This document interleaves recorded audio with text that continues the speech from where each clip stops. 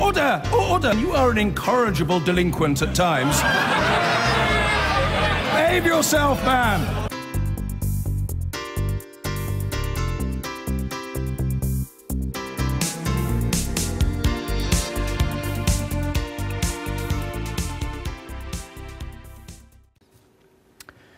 North Korea has tested what it says is a missile capable of striking anywhere on the planet. The claim, if confirmed, raises the prospect that a country ruled by a dictator may be a step closer to its goal of having a long-range nuclear strike capacity. Responding on Twitter, President Trump urged North Korea's main ally, China, to intervene. Here's our diplomatic correspondent, James Landale. This is the moment that North Korea says it became a major power. The launch of a missile that it claims can reach across continents and deliver a nuclear weapon as far away as the United States. The news was announced on state television with barely constrained joy. We have become a nuclear power with intercontinental ballistic missiles, the presenter said, showing the handwritten order given by the country's leader, Kim Jong-un. He personally supervised the launch of a missile that he believes will secure him power, protect his people, and dismay his opponents. If North Korea ignores our military's warning and continues provocations, we clearly warn that Kim Jong-un's regime will face destruction. This is the missile that could carry the regime's nuclear weapon. Described as a Hwasong-14, it was launched from an airfield here in western North Korea. And it was aimed at a very steep angle and rose, it's claimed, to an altitude of about 1,700 miles. Now, that's thought to be the highest any North Korean missile has got to. It then landed 37 minutes later, more than 500 miles away, somewhere in the sea towards Japan. The key point is that if this missile were fired at a shallower angle, it might now have the power to reach potentially more than 3,400 miles, the minimum defined range for an intercontinental ballistic missile. And if so, that could mean reaching as far as Alaska on the mainland of the United States. The pressure that is being applied internationally is having very little effect on changing the regime's tactics towards their development. It is also significant as well because it has been reported that this is an ICBM, an intercontinental ballistic missile, which means now North Korea are making tangible steps towards being able to target the US. Experts said it was still not clear if North Korea had the technology needed to protect a warhead on re-entry and guide it to its target. But if North Korean missiles can now reach the US, then that's a significant step forward, and one that President Trump said earlier this year just wouldn't happen. Today, in a tweet, he again urged China to put pressure on North Korea. But so far, China has shown no willingness to do that. President Xi of China was in Russia today. Both he and President Putin called for a freeze on North Korea's nuclear weapons program and the suspension of military exercises by the US and South Korea. The fear among diplomats is that the dispute could destabilize an already tense region packed full of conventional weapons. At this weekend's G20 summit in Germany, all sides will be looking for answers. James Landale, BBC News. Well, let's speak to our Washington correspondent, Gary O'Donoghue. Gary, President Trump seems to be leaving it to China to deal with this. Well, China has the most leverage over North Korea of any country in the world, George. But make no mistake, here as Americans celebrate their Independence Day, July the 4th, this is being seen as a serious provocation against the United States. We understand from reports that national security officials are meeting now to discuss potential responses. I've just come off the phone to the Pentagon. They tell me that, having already called it an intermediate-range missile, they are conducting a much more detailed assessment of what this projectile was, with an eye to seeing whether or not it was an ICBM. If it becomes one of those, in their definition, then that threat becomes even more serious. What can the US do? Well, it can up its diplomatic effort, as it will undoubtedly do at the G20 later this week. It can increase its military footprint in the Western Pacific, though that would antagonize China. The difficulty, of course, is that any kind of preemptive military strike runs the risk of tens of thousands of people in South Korea being subject to artillery bombardment from 35 miles across the border in the north. So the options here are not very good, but the prospect of America being within range of a nuclear missile from North Korea is increasingly on the horizon. George. Gary, thank you very much. North Korea has claimed that it is now a fully fledged nuclear power that can target anywhere in the world. This follows a successful test of its first intercontinental ballistic missile. The timing on US Independence Day may well have been deliberate. State television in Pyongyang said that the rocket flew 1,700 miles in 39 minutes before landing in the Sea of Japan. Russia and China have now urged North Korea to freeze its missile and nuclear programs. Here's our Asia correspondent, Jonathan Miller.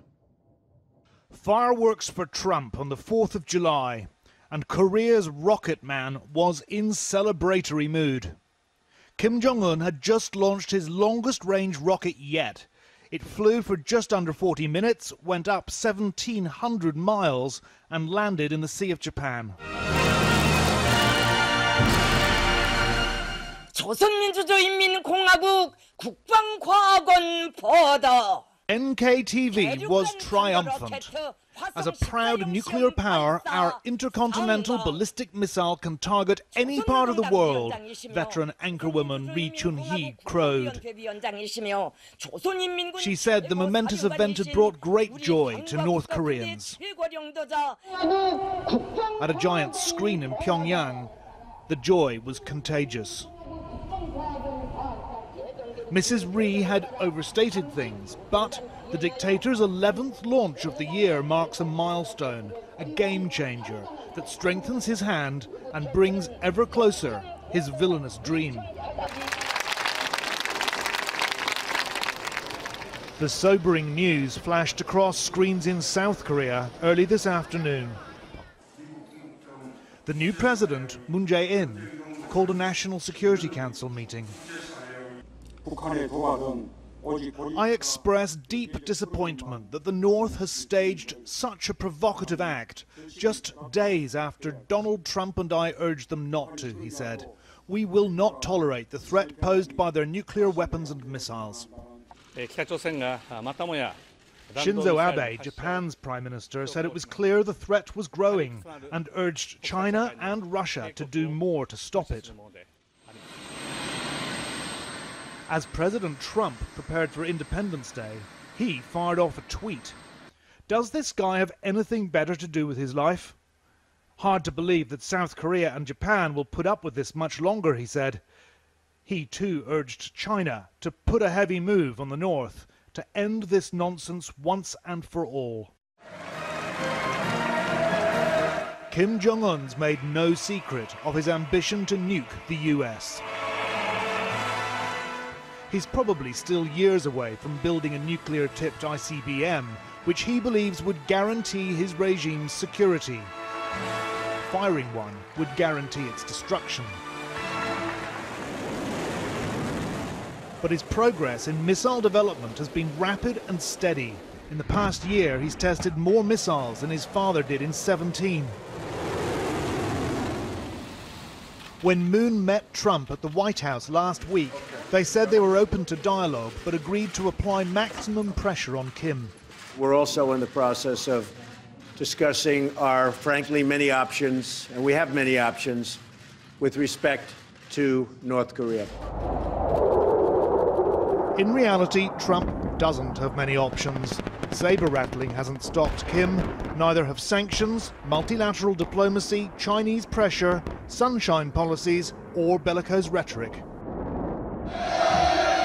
He's unstoppable, but now there's fresh urgency to containing and constraining him.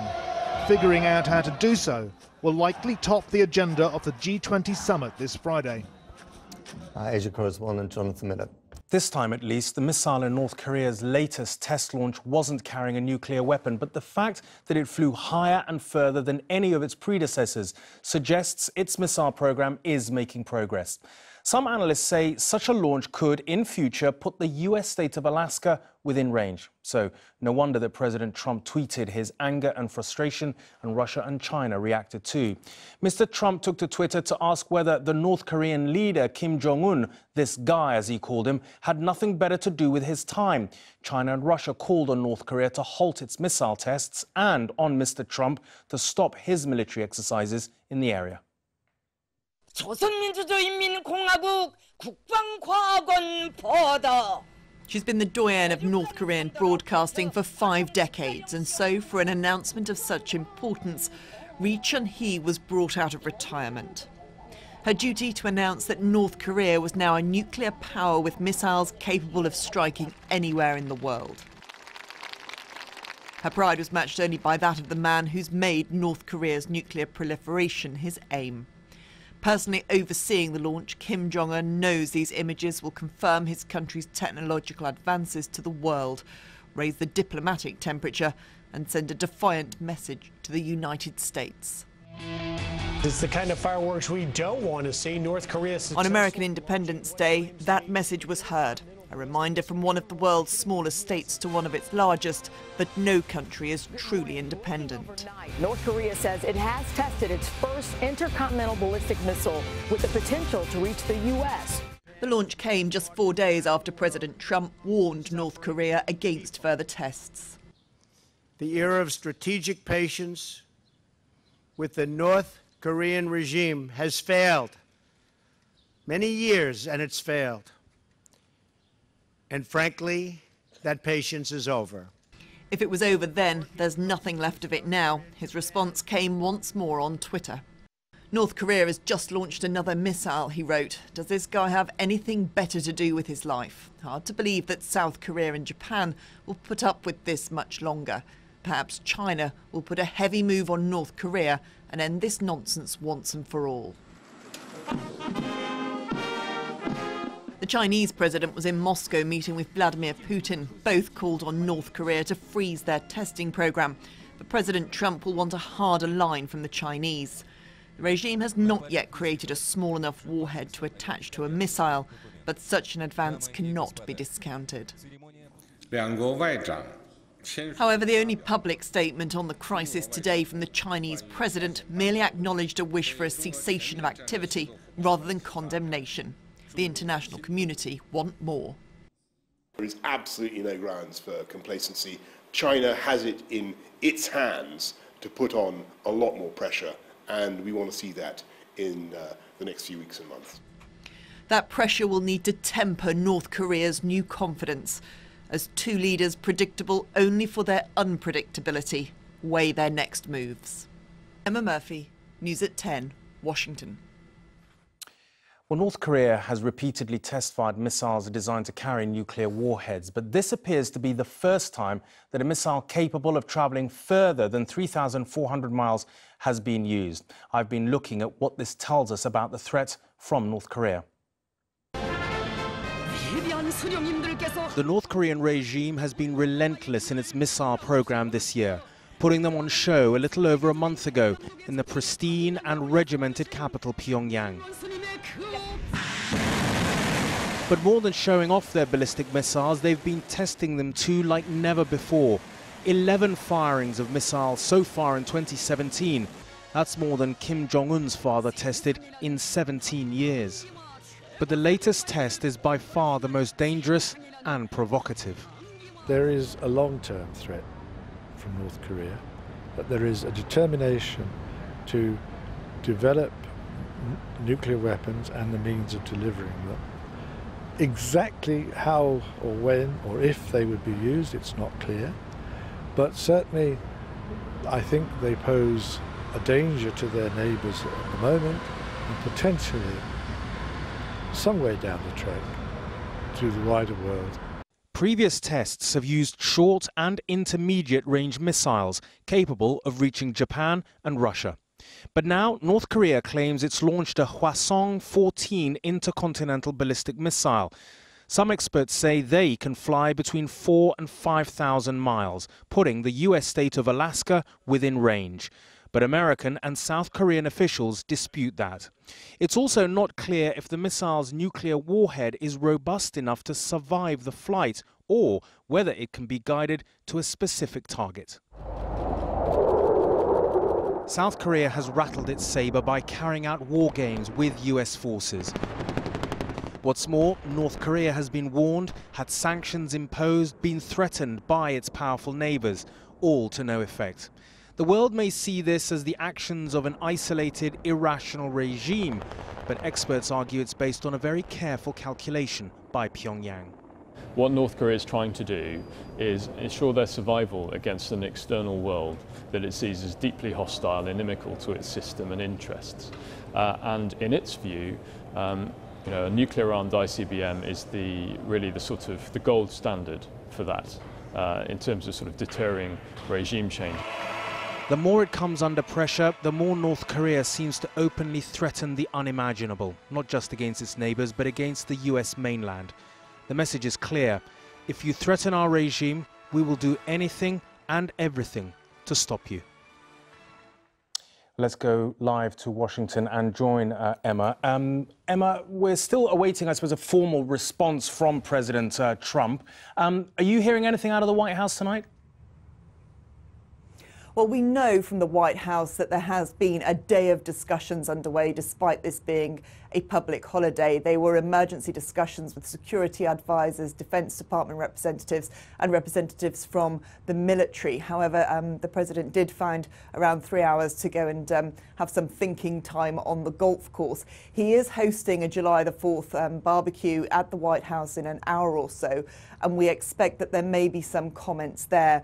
But really, the day has been about trying to guard against an emotional reaction. None of the members of this alliance want to see any kind of adventurism by one party or another. Rhetoric and inflammatory rhetoric is one thing, but what they don't want to see is any kind of inflammatory action, because of course the consequences of that would be absolutely monumental. North Korea has the power to attack, it has the power to attack its neighbours and now further afield, and people want to guard against this and try and, rather than have a military response, have some kind of diplomatic response. All right, Emma in Washington, thanks very much indeed.